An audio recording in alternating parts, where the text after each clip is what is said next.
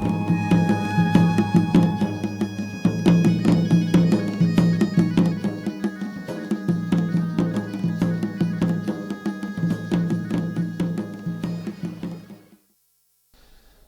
बहुत स्वागत है आपका और आप देख रहे हैं देवभूमि समाचार और मैं हूं आपके साथ आनंद विजय सिंह। कांग्रेस के नेता राहुल गांधी द्वारा प्रधानमंत्री नरेंद्र मोदी और गृह मंत्री अमित शाह पर की गई टिप्पणी को लेकर मुख्यमंत्री पुष्कर सिंह धामी ने सोशल मीडिया प्लेटफॉर्म एक्स पर पोस्ट कर अपनी प्रतिक्रिया दी और कहा है कि इस तरह की अमर्यादित टिप्पणी कांग्रेस की हताशा और गिरती हुई राजनीतिक सोच को दर्शाती है। सीएम पुष्कर सिंह धामी ने कहा कि लोकतंत्र में विरोध का अधिकार है, लेकिन देश के सर्वोच्च नेतृत्व के लिए अपमानजनक भाषा का प्रयोग बेहद शर्मनाक है। मुख्यमंत्री धामी ने कहा कि जनता बार बार कांग्रेस की नकारात्मक राजनीति को नकार चुकी है, इसके बावजूद पार्टी का रवैया नहीं बदल रहा है। उन्होंने आरोप लगाया कि कांग्रेस अभी भी अराजकता और समाज को बांटने की राजनीति से बाहर नहीं निकल पा रही है और इसी कारण जनता का विश्वास उससे लगातार कम होता जा रहा है।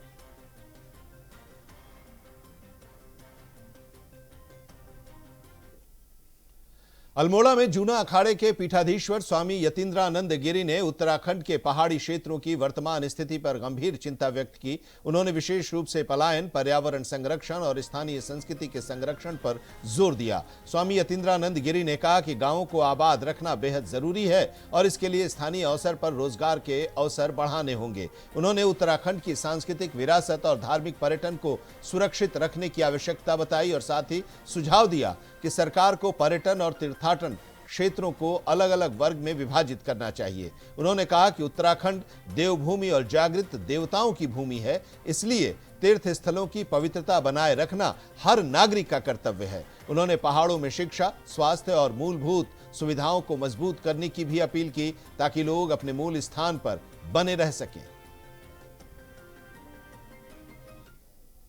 तो हमने भारत सरकार से भी और विशेषकर हम अपने उत्तराखंड के जो बड़े ही लोकप्रिय मुख्यमंत्री हैं उनसे भी मांग करते हैं कि कम से कम उत्तराखंड में तीर्थाटन और पर्यटन ये दो अलग अलग विभाग बनने चाहिए। उत्तराखंड देवभूमि है, पवित्र भूमि है, जागृत देवताओं का यहाँ स्थान है। चितई के गोलू देवता जैसे न्यायप्रिय यहाँ देवता हैं। तो देवभूमि की पवित्रता मर्यादा बनी रहे तो तीर्थाटन अलग हो और पर्यटन अलग हो। पर्यटन के लिए नैनीताल है, रानीखेत है, मसूरी है, ऐसे स्थानों नए भी डेवलप हो सकते हैं। तो तीर्थाटन पर्यटन अलग अलग होना चाहिए। केदारनाथ, बद्रीनाथ, जागेश्वर महादेव ये पर्यटन नहीं है, ये तीर्थाटन होने चाहिए। ऋषिकेश स्थित लक्ष्मण झूला रोड पर बने हेमकुंड साहिब गुरुद्वारे से विश्व प्रसिद्ध हेमकुंड साहिब यात्रा का विधिवत शुभारंभ किया गया। 23 मई को धाम के कपाट खुलने से पहले श्रद्धालुओं के पहले जत्थे को पंच प्यारों की अगुवाई में दिल्ली के उपराज्यपाल तरनजीत सिंह संधू ने हरी झंडी दिखाकर रवाना किया। इस दौरान श्रद्धालुओं में काफी उत्साह देखने को मिला और संगतों ने दरबार साहिब में माथा टेक कर यात्रा के सुगम और सुरक्षित संचालन की अरदास की। गुरुद्वारा हेमकुंड साहिब के अध्यक्ष नरेंद्रजीत सिंह बिंद्रा ने बताया कि श्रद्धालु पूरे वर्ष इस पवित्र यात्रा के शुभारंभ का इंतजार करते हैं। उन्होंने कहा कि यात्रा मार्ग पर श्रद्धालुओं के ठहरने और भोजन की समुचित व्यवस्था पहले ही कर दी गई है और उत्तराखंड सरकार का इसमें पूरा सहयोग मिल रहा है। कार्यक्रम के दौरान पंजाब बैंड की धुनों ने माहौल को भक्तिमय बना दिया। श्रद्धालुओं ने जो बोले सोनेहाल के जयकारे के साथ यात्रा शुरू की और इस दौरान पूर्व मुख्यमंत्री भुवन चंद खंडूरी के निधन पर शोक भी व्यक्त किया गया।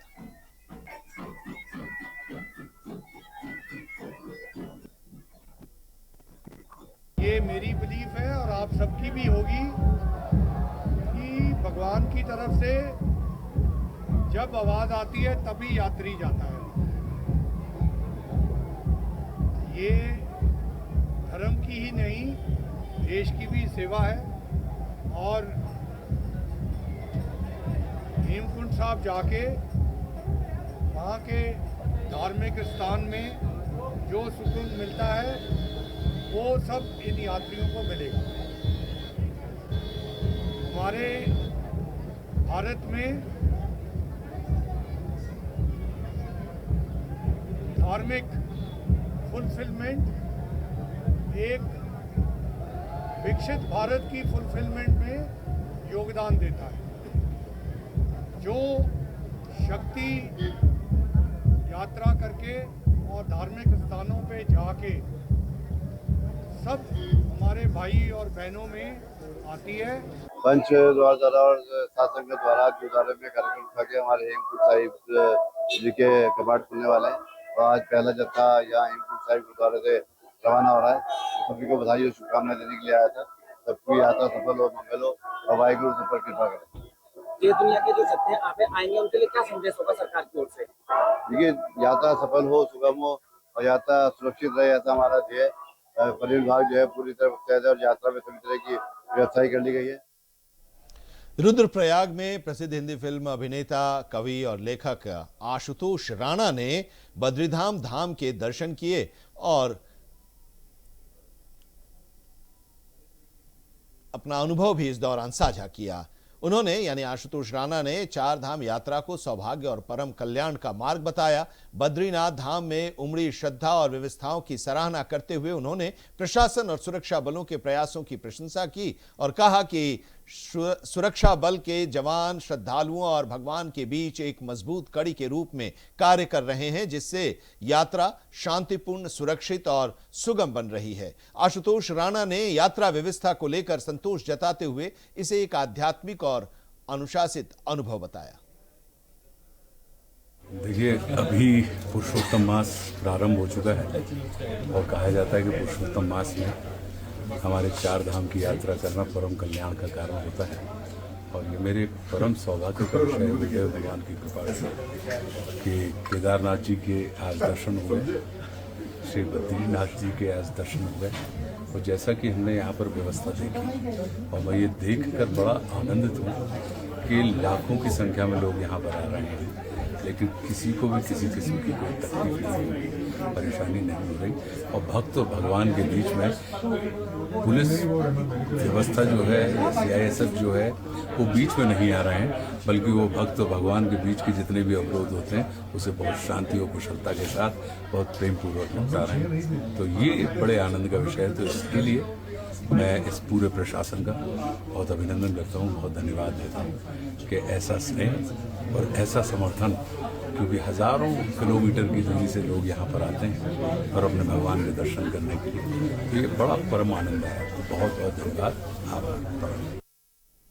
और चलिए बढ़ते हैं अगली खबर की ओर। नर्सिंग एकता संघर्ष समिति ने सरकार से नर्सिंग भर्ती प्रक्रिया में पारदर्शी, न्याय संगत और स्थायी नियमावली लागू करने की मांग की है। अभ्यर्थियों ने कहा कि वर्ष 2020 में करीब 3000 पदों पर हुई भर्ती प्रक्रिया में वरिष्ठता के आधार पर चयन किए जाने से कई जूनियर और योग्य उम्मीदवारों के साथ असमानता हुआ।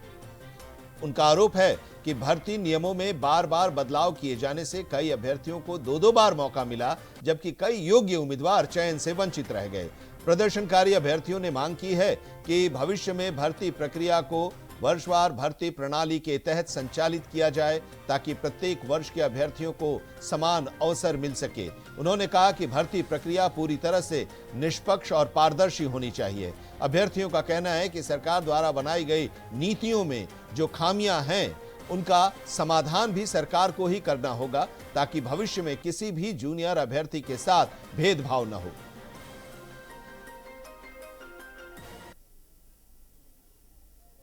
2020 में जो नियमावली बनी थी उसमें सरकार ने 3000 भर्ती निकाली थी। तो 3000 भर्ती कैसे निकाली थी? आधा आधा। पहले तो उन्होंने एग्ज़ाम के लिए वो किया था, 2600 पोस्ट आई थी एग्ज़ाम के लिए। उस समय हम पूरी तरह एग्ज़ाम के लिए तैयार थे। हम उस समय वर्षवार हमने कभी सोचा नहीं था, क्योंकि 14-15 साल बाद तो भर्ती आई थी नर्सिंग की, तो हम पूरी तरह से एग्ज़ाम के लिए तैयार थे। लेकिन अचानक से जो हमारे सीनियर हैं उन्होंने क्या किया कि धरना शुरू कर दिया कि इस भर्ती को वर्षवार कराने की वो करो। हमने कोई विरोध नहीं किया। और देवभूमि समाचार में वक्त हो चला एक छोटे से ब्रेक का। आप कहीं मत जाइएगा, फौरन हाजिर होते हैं कुछ और खबरों के साथ। ब्रेक के बाद आपका एक बार फिर से स्वागत है। रुड़की में ऑनलाइन दवाओं की बिक्री और नकली दवाओं के बढ़ते कारोबार के विरोध में मेडिकल व्यापारियों ने जोरदार प्रदर्शन किया। ऑल इंडिया केमिस्ट बंद के आह्वान पर शहर के अधिकांश मेडिकल स्टोर बंद रहे। Roorkee chemist and druggist association के बैनर तले व्यापारियों ने शांतिपूर्ण धरना देकर सरकार के खिलाफ नारेबाजी की और ऑनलाइन दवा बिक्री पर पूर्ण प्रतिबंध लगाने की मांग उठाई। व्यापारियों का कहना है कि ऑनलाइन फार्मेसी के बढ़ते प्रभाव से छोटे मेडिकल स्टोर संचालकों का रोजगार प्रभावित हो रहा है और मरीजों की सुरक्षा भी खतरे में पड़ रही है। संगठन के अध्यक्ष संदीप शर्मा ने कहा कि ऑनलाइन दवाओं की बिक्री के कारण बाजार में नकली और गलत तरीके से रखी गई दवाएं पहुंच रही हैं, जो लोगों की जिंदगी के साथ खिलवाड़ है। वहीं महामंत्री अवनीश शर्मा ने आरोप लगाया कि बड़े कॉरपोरेट घराने भारी छूट देकर पारंपरिक मेडिकल कारोबार को खत्म करने की कोशिश कर रहे हैं। उन्होंने चेतावनी दी कि यदि सरकार ने जल्द ठोस कार्रवाई नहीं की तो आंदोलन को और बड़ा रूप दिया जाएगा। धरने के दौरान व्यापारियों ने ऑनलाइन दवा बिक्री पर पूर्ण रोक लगाने की मांग दोहराई है। आपसे लास्ट टाइम में भी बात हुई थी प्रिंस जी, हमारी मांगे वही हैं। और रही बंद की बात, आज पूर्ण रूप से बंद है। हमें अपनी उम्मीद से ज़्यादा सफलता मिली है। हमारे केमिस्ट भाइयों ने जिसे एकता का और एक सम्यता का परिचय दिया है, आज हम उस पर गर्व करते हैं। आज हमें एक चुनौती के तौर पे मतलब पेश किया गया था आज का बंद। हम उस चुनौती के पर खरे उतरे हैं और उसमें आप मीडिया भाइयों का बहुत बड़ा सहयोग है। हमारी केमिस्ट एकता का सभी एक सहयोग है। हमारे केमिस्ट भाइयों ने आज पूर्ण रूप से हमें समर्थन दिया है, हमारी एकता का परिचय दिया है। उस एकता का परिचय देते हुए आज पूरा शहर, पूरा आसपास गाँव, पूरा मतलब जितने भी इंटीरियर पड़ते हैं वो आज एक पूर्ण रूप से बंद है। और मैं फिर कहूँगा आज एक रुड़की की आवाज़ नहीं है, ये पूरे प्रदेश की, पूरे देश की, पूरे हिंदुस्तान की आवाज़ है। आज इस आवाज़ को लेके आज हम प्रधानमंत्री मोदी जी के एक निवेदन करेंगे कि आज इस आवाज़ को हमारा पूर्ण रूप से सहयोग करें। और रही ऑनलाइन की बात है कि हम ऑनलाइन का विरोध पहले भी करते थे, आज भी करते हैं, कल भी करेंगे। आपको मालूम है कि एक दिवसीय देशव्यापी हड़ताल है AIOCD के आह्वान पर। उत्तराखंड औषधि व्यवसायी महासंघ और district Haridwar chemist and druggist association के आह्वान पर Roorkee chemist and druggist association ने एक दिवसीय पूर्ण बंद का आह्वान किया है। मांग आपको पता है, हमारी सरकार से सिर्फ मांग है कि ऑनलाइन दवा व्यापार के द्वारा जितनी उत्पन्न समस्याएं हैं उनसे सबसे निराकरण तभी प्राप्त हो सकता है, तभी मिल सकता है जब ऑनलाइन दवा व्यवसाय को बंद कर दिया जाए। तो मैं सरकार से यही आग्रह करना चाहूँगा कि दवा व्यवसाय को तुरंत बंद कर दिया जाए, क्योंकि आजकल AI टेक्नोलॉजी का युग है। प्रिस्क्रिप्शन को मैनिपुलेट कर डॉक्टर्स की एडवाइस को मैनिपुलेट कर ऑनलाइन से दवाइयाँ जो है पेशेंट ले रहा है।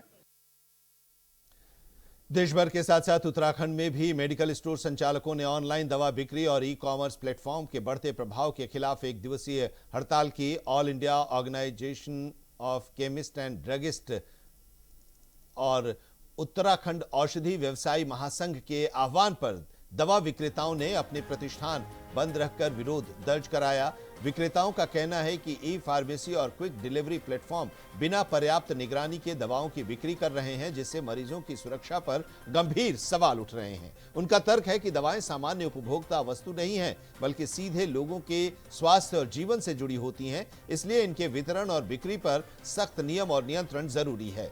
हड़ताल के चलते कई जगह दवा आपूर्ति प्रभावित होने की संभावना भी जताई गई। जो है ये एक तो ऑनलाइन फार्मेसी जो चल रही है, जिसमें कोई फार्मासिस्ट का नहीं पता, बिना प्रिस्क्रिप्शन के दवाइयाँ आ रही हैं, हमारा विरोध इसके लिए है। दूसरा जो ये कॉर्पोरेट डिस्काउंट्स जो है कंपनियां दे रही हैं, उससे क्या है कि हम जो व्यापारी जो है 12.5 लाख हिंदुस्तान में व्यापारी हैं, उनके साथ 8 या 10 परिवार जुड़े हुए हैं। तो आप ये दे सकते हैं उनकी जीविका के ऊपर जो है असर पड़ रहा है। 20% 30% डिस्काउंट। और ये जो आपके ऑनलाइन फार्मेसी है, वहाँ पे ज्यादातर कहीं सुपीरियर ड्रग्स मिलती हैं, डिपार्टमेंट द्वारा छापे मारे जाते हैं, नकली दवाइयों के जखीरे मिल रहे हैं। ये सारा जो है मैनिपुलेट करके कस्टमर को जो है प्रलोभन दिया जा रहा है कि भाई आपको इतना डिस्काउंट मिलेगा, यहाँ पे ये मिलेगा। तो कुछ हद तक जो है आम जनमानस के साथ ये खिलवाड़ हो रहा है। हमारी मांगे यही है कि ऑनलाइन फार्मेसी जो है अंकुश लगे, कॉर्पोरेट का जो डिस्काउंट है वो बंद हो, और जो आपका एक कोविड के समय जो एक अध्यादेश पारित हुआ था कि ऑनलाइन फार्मेसी का, वो वापस लिया जाए।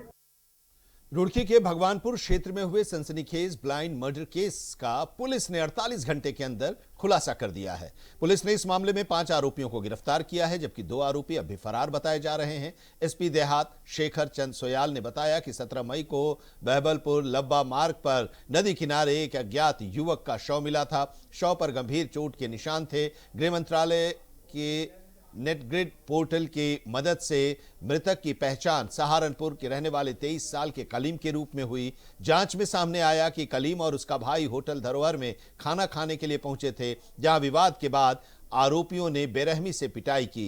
कलीम की मौत के बाद शव को कार में डालकर नदी किनारे फेंक दिया गया। पुलिस ने हत्या में इस्तेमाल डंडे, मोबाइल और क्रेटा कार बरामद कर ली है।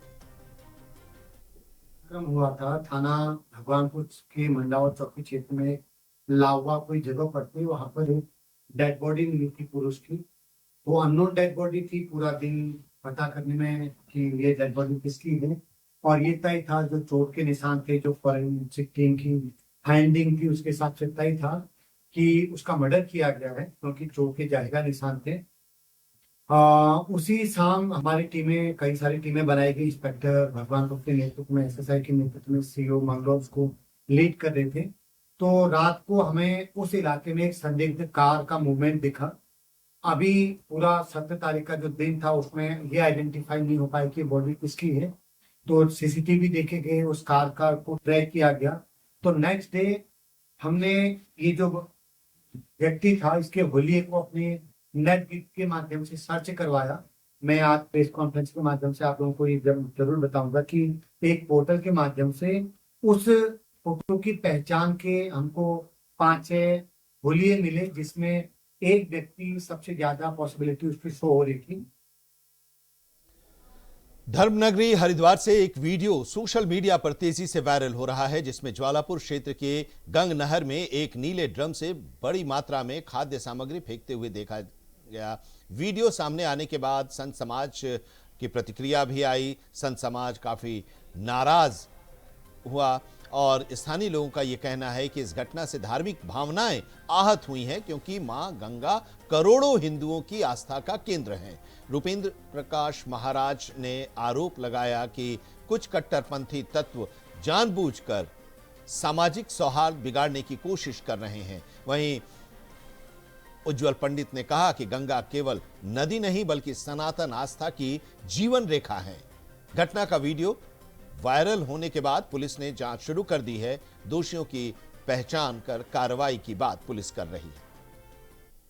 गंगा की अविरलता, निर्मलता, उसकी शुद्धता बहुत आवश्यक है, और जिस प्रकार से ये एक वीडियो हरिद्वार ज्वालापुर से वायरल हो रहा है, नॉन वेज की बनी सामग्री माँ गंगा में डालकर एक प्रकार से ये हिंदू धर्म को अपवित्र करने की एक साजिश है, षड्यंत्र है।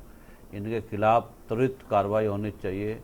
जो लोग 50 करोड़ से अधिक लोगों को जो जीवन दायिनी है गंगा, वो बिना भेदभाव के सभी के लिए उर्वरा भूमि को सिंचित करने का काम करती है, और मनुष्य के लिए जल कितना महत्वपूर्ण है और जल की शुद्धता कितनी आवश्यक है, इस विषय की सरकारें भी, राज्य सरकार, केंद्र सरकार भी इसके लिए अनेकों योजनाएं चलाती है। उन योजनाओं पर पलीता लगाने वाले के खिलाफ कठोर कार्रवाई होनी चाहिए, उसको जेल भेजना चाहिए। और जो गंगा बेसिन अथॉरिटी है, जो भारत सरकार जिसकी निगरानी करती है, और गंगा जिन जिन शहरों से होकर गुजरती है, जैसे हरिद्वार या अन्य जनपदों में, वहाँ पर फेंसिंग की आवश्यकता है, जिससे लोग ऐसे पदार्थ न डाल पाए, या इस प्रकार की जो अप्रिय घटनाएं हो रही है उसके पीछे कहीं ना कहीं प्रशासन की भी लापरवाही है। मैं कह रहा हूँ श्रद्धालु नहीं, स्थानीय लोग भी स्नान करते हैं और भी लोग करते हैं, लेकिन क्यों ऐसी जगहों पर जानबूझकर, जितना भी है गंगा का जल तो जिसमें भी मिले, एक पात्र में मिल जाता है, तो उसको भी हम एक साधारण जल में भी गंगा की 2 बूंदें मिल जाएंगी तो हम उसको गंगा जल मान लेंगे, तो गंगा से ही तो निकल कर जा रहा है। लेकिन इस प्रकार की चीज़ें करना बिल्कुल ये माफ़ी योग्य नहीं है, ये अमर्यादित है। समाज में एक माहौल ख़राब करने का प्रयास है, ऐसे लोगों के खिलाफ कार्रवाई होनी चाहिए। ऋषिकेश के पास टिहरी जिले के मुनिकीरेती थाना क्षेत्र में सोशल मीडिया पर वायरल हुए मारपीट के वीडियो पर पुलिस ने त्वरित कार्रवाई करते हुए हुड़दंगियों पर शिकंजा कसा है। पर्यटन स्थलों पर कानून व्यवस्था बिगाड़ने और अभद्रता करने वालों के खिलाफ एसएसपी श्वेता चौबे की सख्ती भारी पड़ती नजर आई। वीडियो सामने आने के बाद पुलिस ने तुरंत आरोपियों की पहचान कर उन्हें पकड़ लिया। टिहरी पुलिस ने हुड़दंग मचाने वालों के खिलाफ कड़ा चालान करते हुए साफ संदेश दिया है कि देवभूमि उत्तराखंड के पर्यटन स्थलों पर गुंडागर्दी और कानून हाथ में लेने की इजाजत किसी को नहीं दी जाएगी। पुलिस की इस कार्रवाई को लेकर स्थानीय लोगों ने भी सराहना की है और इसे कानून व्यवस्था बनाए रखने की दिशा में अहम कदम बताया जा रहा है।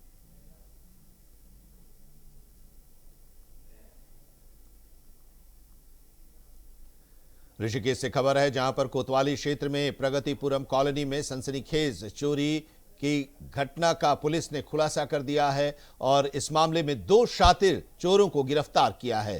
कोतवाल कैलाश चंद भट्ट ने बताया कि 17 मई को प्रगतिपुरम निवासी राजेश चंद्र रमोला के बंद मकान का ताला तोड़कर चोरों ने सोने चांदी के जेवरात और सीसीटीवी कैमरा चोरी कर फरार हो गए थे। इस मामले में पुलिस ने मामला दर्ज किया और उसके बाद त्वरित कार्रवाई शुरू की।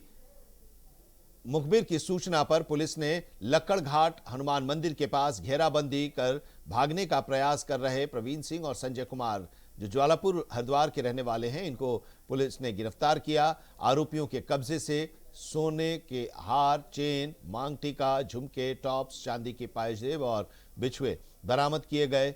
घटना में प्रयुक्त बिना नंबर की लाल रंग की मोटरसाइकिल भी पुलिस ने कब्जे में ले लिया है। फिलहाल दोनों आरोपियों को कोर्ट के आदेश पर जेल भेज दिया गया है और पुलिस इस पूरे मामले में तहकीकात कर रही है, उनके नेटवर्क को भी खंगाल रही है।